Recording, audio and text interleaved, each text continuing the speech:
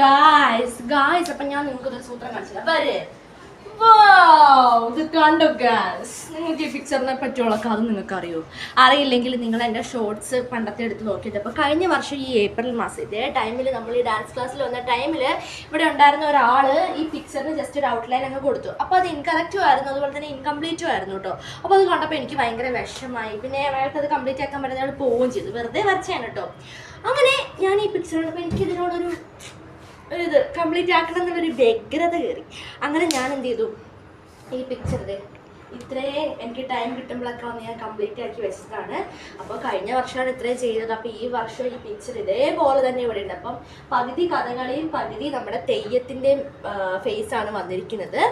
അപ്പം എന്താ പറയുക, നമുക്ക് നമ്മുടെ പപ്പ എല്ലാവർക്കും അറിയാലോ, നമ്മുടെ പപ്പയ്ക്ക് ഓൾറെഡി വരയ്ക്കാൻ നല്ല ടാലൻ്റ് ഉണ്ട്, അതുപോലെ തന്നെ കൊത്തുമണി. അപ്പോൾ അതുകൊണ്ട് തന്നെ എനിക്കും ഡ്രോയിങ്ങിനോട് ഭയങ്കര ഇൻട്രസ്റ്റ് ആണ്.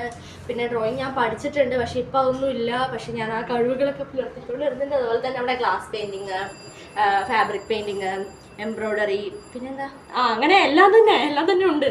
അപ്പം ഡ്രോയിങ് ചെയ്യാമെന്ന് പറഞ്ഞാൽ എനിക്ക് ഭയങ്കര ഇഷ്ടമാണ്. പിന്നെ അതിൻ്റെ അടുത്ത് ഞാൻ ചുമ്മാ ഒരു ജസ്റ്റ് ഒരു ഡിസൈനും കൂടി ചുമ്മാ ഒരു കൈൻ്റെ ഒരു ഇതിന് വേണ്ടിയിട്ട് വെറുതെ വരച്ച്. അപ്പോൾ അതേ ബൈ ഡി ഫോർ ഡയാന എന്നൊക്കെ പറഞ്ഞ് നമ്മൾ അന്നേ സൈഡിട്ട് വെച്ചിട്ടുണ്ടായിരുന്നു. അപ്പം ഡാൻസിൻ്റെ ഇടയ്ക്ക് വന്നിട്ടാണ് നമ്മളിത് കംപ്ലീറ്റ് ആക്കുന്നത്.